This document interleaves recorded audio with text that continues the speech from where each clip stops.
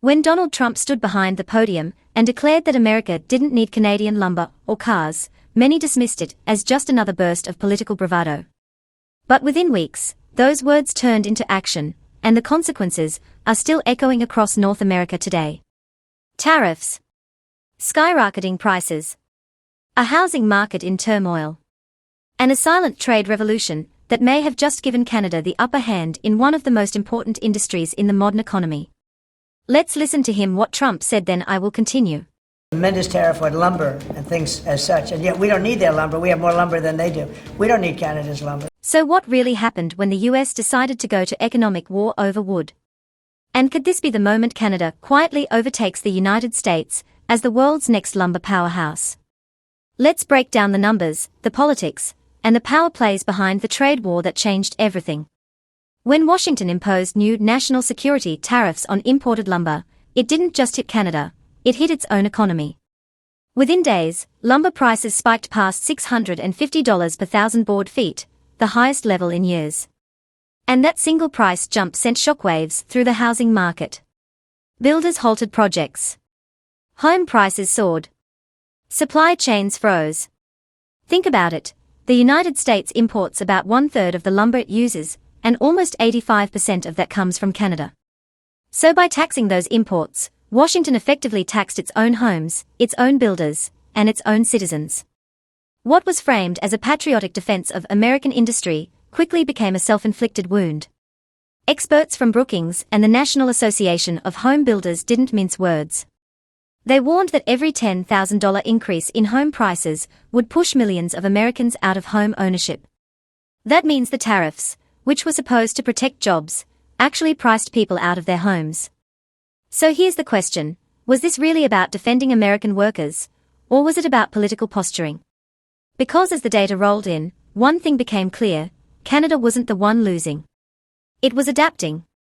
Fast. Before the tariffs, Canada supplied roughly 12 billion board feet of softwood lumber to the United States every year, nearly a quarter of total American demand. But even if every U.S. sawmill ran at maximum capacity, the country would still face a shortfall of more than 3 billion board feet. That's a massive gap, and one no tariff could fix.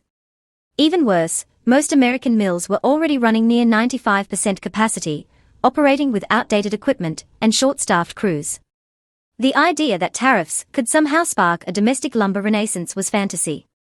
Instead, what America got was higher costs, inflation, and stalled construction. While Washington clung to protectionism, Ottawa quietly changed strategy. Instead of retaliation, Canada chose resilience. Prime Minister MarkCarney rolled out a $500 million package to help lumber producers diversify their exports and reduce reliance on American buyers.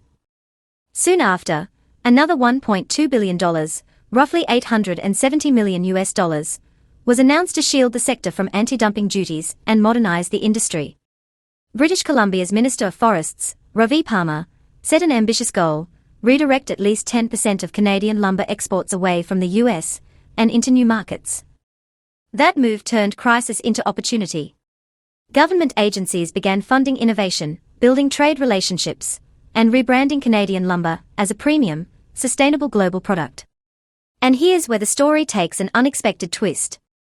While US builders were struggling to finish homes, Canada was signing new trade deals with Japan, South Korea, Germany, and even the United Kingdom.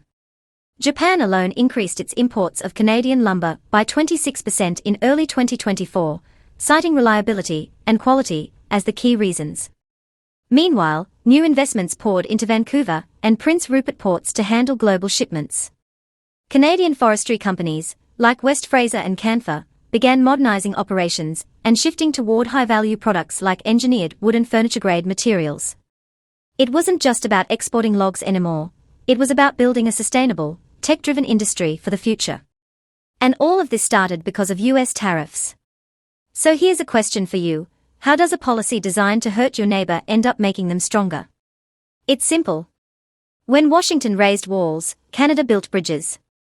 By 2025, Canadian lumber exports outside North America had surged by nearly 20%.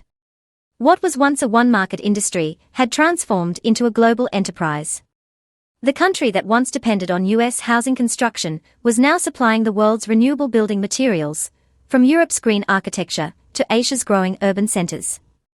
The irony: the U.S. tariffs actually fueled Canada's modernization. Higher prices meant higher revenues for Canadian companies, giving them the cash to invest in automation, sustainability, and innovation. Every dollar America added in tariffs became a dollar Canada reinvested in the future. Meanwhile, south of the border, the housing market was falling apart. Builders in states like Texas, Florida, and Ohio reported severe shortages. The National Association of Home Builders estimated that for every 1% rise in lumber prices, the cost of building a home increased by more than $1,000. With prices hovering around $765 per thousand board feet, that meant more than $10,000 added to every home, without improving materials or wages. So the policy that was supposed to make America more self-sufficient ended up making housing less affordable, construction less efficient, and the economy more volatile. And the supposed boom in U.S. forestry. It never came. Domestic mills couldn't expand fast enough. Labor shortages persisted. And the profits went, ironically, to Canada. Meanwhile, Canadian officials kept doubling down on trade diversification. Ottawa's push to expand lumber exports to Europe through the CETA agreement began paying off. The European Union started viewing Canada as the green steel of construction, a source of sustainable, low-carbon materials for eco-friendly infrastructure projects. And as American consumers paid the price for protectionism, Canada's forestry companies enjoyed record earnings and global prestige. What was once a trade dispute had turned into a national success story. By mid-2025, analysts were calling it one of the most spectacular reversals in modern trade history. RBC's report even predicted that if current trends continued, Canada could become the largest lumber exporter outside Northern Europe by 2027. And that's not all. This shift wasn't just economic, it was political. Canada's growing trade independence meant it no longer needed to mirror Washington's every move. For the first time in decades, Ottawa was crafting a trade policy defined by Canadian interests, not American pressure. So let's look at the bigger picture. What do these tariffs really tell us? They tell us that economic nationalism, when pushed too far, becomes self-sabotage. They tell us that in a globalized world, cutting ties doesn't create strength, it exposes weakness. And they tell us that while the US chased headlines about economic sovereignty, Canada quietly built something far more powerful: resilience. Now, imagine what happens next. As Canada continues to capture market share in Europe and Asia, it will also shape global sustainability standards. The phrase "made in Canada" could soon become synonymous with green construction. That's not just a branding shift. That's a redefinition of economic identity. And in the US, builders are still struggling. Housing affordability remains one of the nation's biggest crises. The dream of home ownership is fading for millions. And politicians are still promising that tariffs will somehow bring jobs back. But every study, every data point, and every real-world outcome tells the same story: protectionism doesn't protect. It punishes. That's why this story matters. It's not just about lumber. It's about what happens when politics overrides economics. It's about what happens when leaders chase slogans instead of solutions. And it's about how one nation, Canada, turned a potential disaster into a blueprint for reinvention. So as we watch this new phase of the U.S. Canada trade relationship unfold, ask yourself, who really won this trade war? Was it the country that raised walls, or the one that built bridges?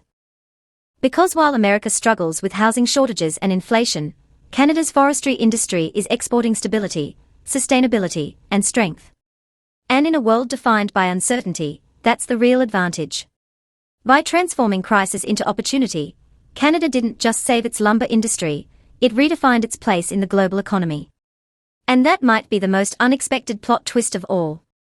If you've made it this far, here's your question of the day: do you think Donald Trump's tariffs helped or hurt American workers in the long run? And could Canada's response become a model for how smaller economies stand up to superpowers? Drop your thoughts in the comments, I read every one of them.